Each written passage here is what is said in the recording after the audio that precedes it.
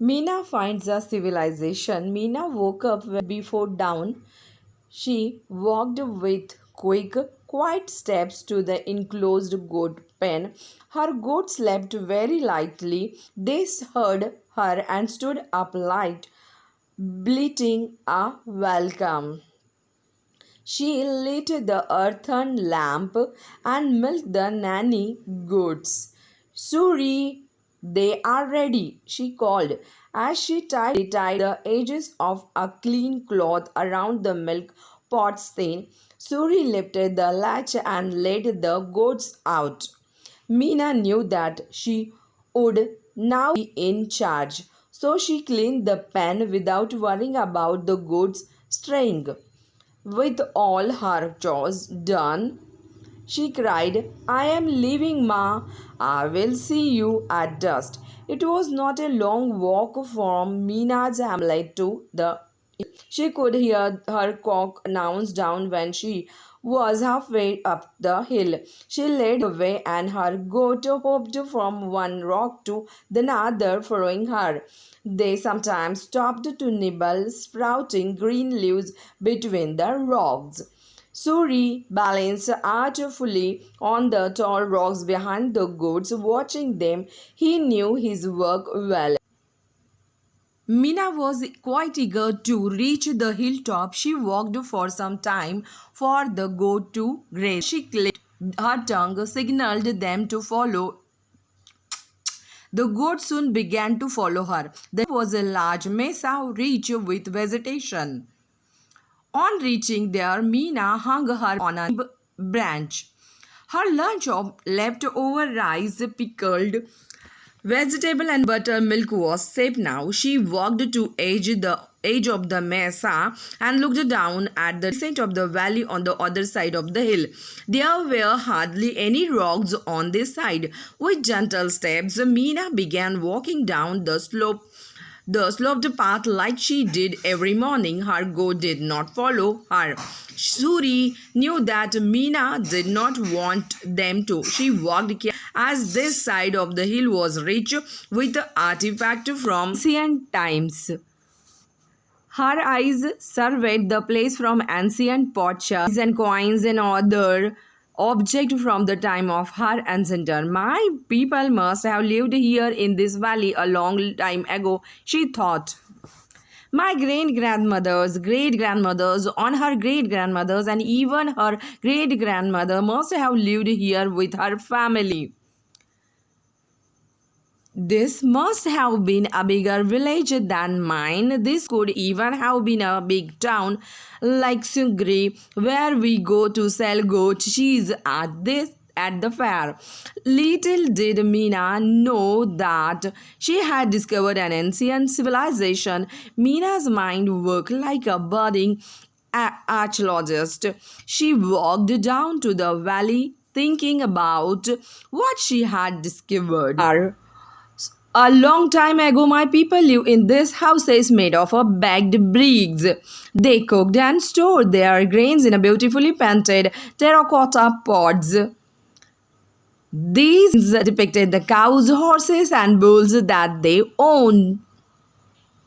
They wore magnificent jewelry made of colorful beads, and they used tools like knives and sickles. On reaching the valley, she picked up her basket of tools. Her tools would make any sensed archaeologist had mastered the art of making tools for her work. Meena made tools of various shapes from discarded coconut shells sharpened by rubbing them edges against rough rocks. She used softly in places where an artifact could be found. She made brushes of different sizes from coconut core and used them to brush off soil from a half-buried artifact. She made thick and fine needles from the porcupine quills usually found on the hills and used them to dig around buried objects. She made stronger mallets from pieces of discarded wood and used them to soften hard earth around an artifact. And by her work day by walking around a patch of land, surveying it carefully. Winds, rains, and the movement of the rodents and the other small animals often revealed fresh artifacts. One day after a heavy rainfall, Meena had found new artifacts on the slopes. She had found two coins, three carnelian beads, and several potsherds. But her biggest find was the happy elephant rainwater on the rough edges of a jutting rock to expose something shiny.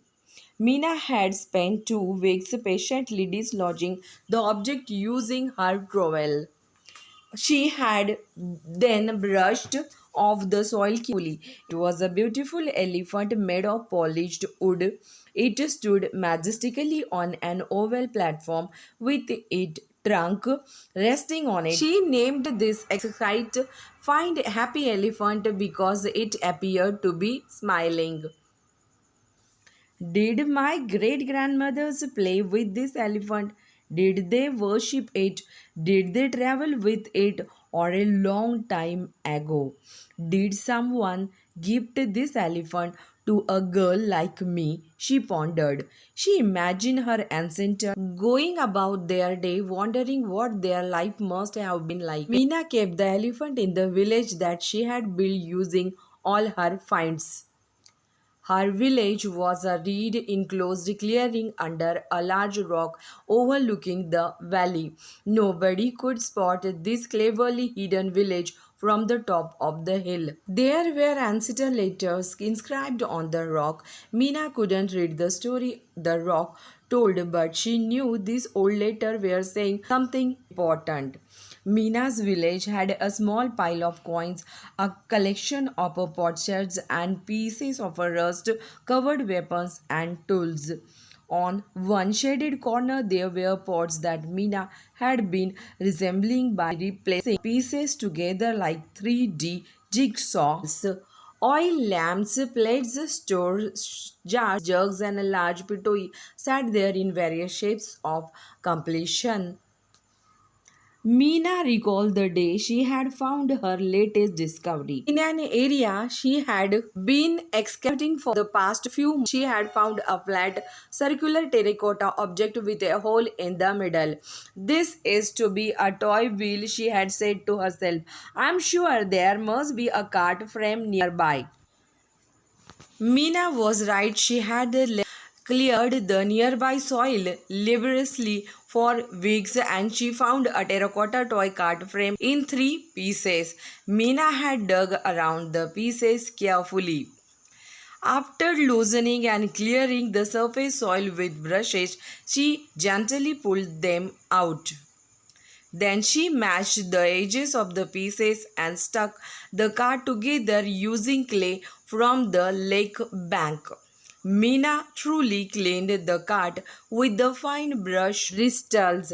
She was curious upon seeing that the cart frame had holes on two and one large horizontal hole on the underside. She wanted to join the parts but knew that it was time to go home. She had decided to return the next day to reconstruct the cart.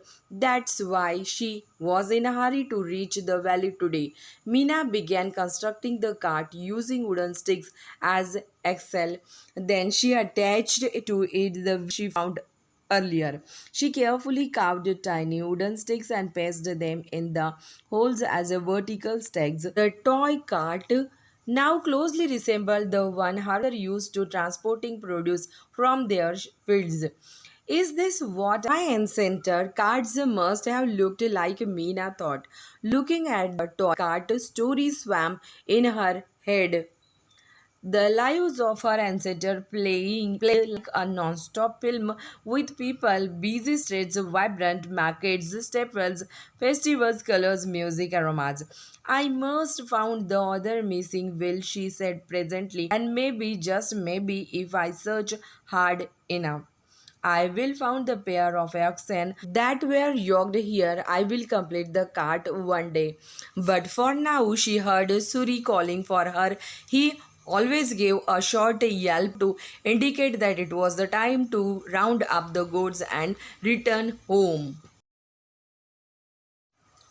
How about today, Suri?